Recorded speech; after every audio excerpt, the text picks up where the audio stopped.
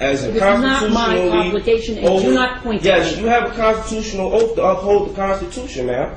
You misunderstand the procedure. I will attempt to explain it to you. Objection. The documents that you want are not documents that are in the court's file at this point in time. Objection, I don't know ma'am. if they would ever be in the court's file at this point in time. That's not my problem, ma'am. Absolutely, it's your problem. But that's your not my position problem. is that you want them from the prosecutor, and you have requested them from the prosecutor. That's right.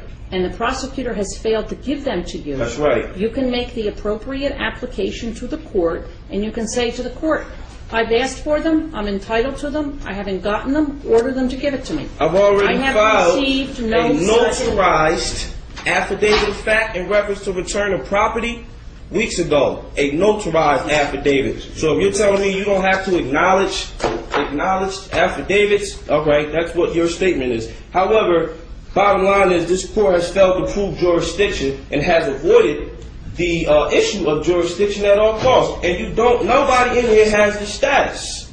All right? Nobody has proven status, and nobody in here has the authority to proceed. Now, the last hearing we discussed, you stated that Would you please stop yelling at me?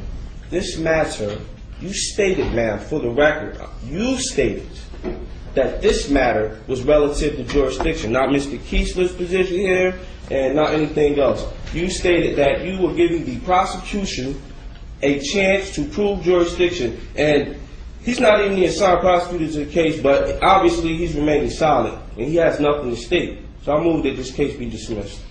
When there is an appropriate application before this court to address the issue of discovery violations, jurisdiction, or anything else, the court will act. Filing a notarized or not notarized affidavit is not an appropriate way to bring a matter before the attention of the court. What you must file is a notice of motion that sets forth the relief that you want, and it needs to be supported with a certification, an affidavit, whatever it is. Can you repeat that, ma'am? Notice of motion. This is exactly what I told Cheyenne Matoda Kushner L. For the record, man, which rule, authority, courtroom rule, statute are you using? It's in the court rules. I do not address that matter? It is in the court rules. I do not recall, and I'm not going to look up for you the exact court rule, but the court rules set out the procedure that you must follow.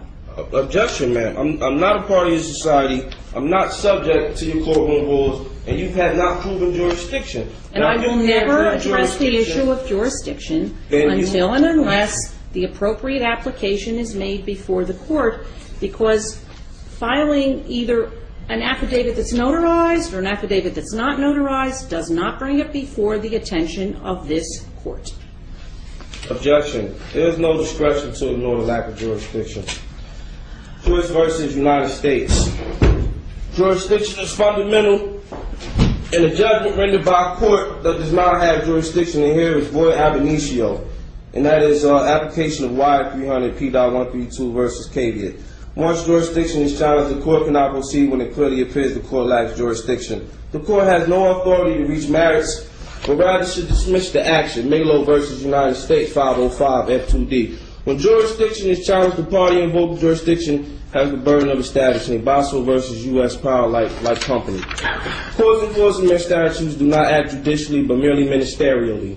Thus, no judicial immunity, and unlike courts of law, do not attain jurisdiction by service of process, nor even arrest and compelled appearance. I'm here by way of threat, duress, coercion. I'm going to make that clear for the record every time I have to appear here, if I have to appear here. The only reason I'm appearing here is by way of your threat, duress, coercion, or your company's threat, duress, coercion.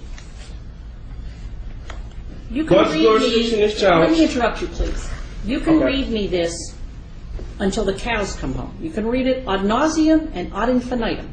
It doesn't change the fact that until the issue is brought appropriately before this court, no ruling with regard to jurisdiction is ever going to be made. Now, let me ask you this question, though. In the other matter, first of all, let me backtrack a little bit. Let me get the correct number out here because we now have two numbers. In the case with indictment number 08-04-0441, which is the one in which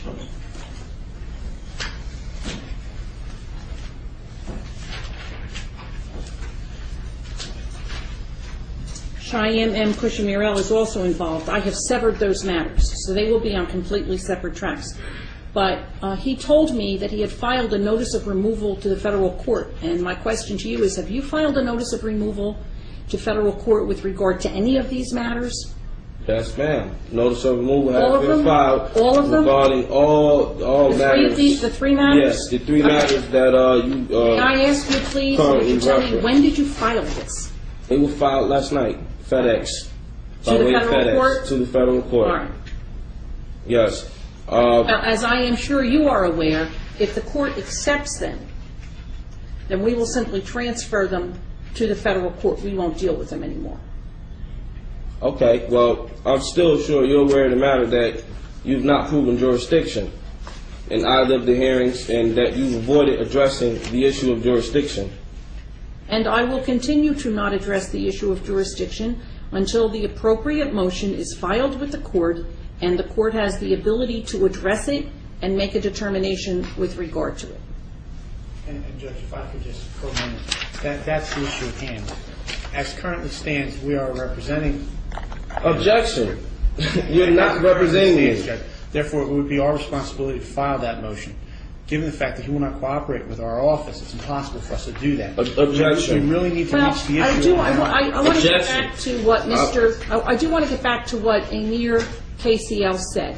Now, we addressed the issue to some extent with regard to the indictments. I have here for you, and the record will reflect, that I am giving you a copy of the indictment that has 08-07-0727 and also 08-04-0441. Objection. Just for the record, the Office of Public Defense is not representing me. You don't have any power of attorney for me, and I'm not part of your society, so you cannot represent me, and we do not share nationalities. Okay, now, for the record, Mr. I need the Kramer. nationality of every agent in here, and I need the name and the information because I'm suing everybody. Mr. Kramer, Everybody. So I need everybody's name and your position, starting with you, excuse me, sir. who is calling out from the audience? I was, ma'am. No, you were not. Who was, no, do not hand anything over, nothing.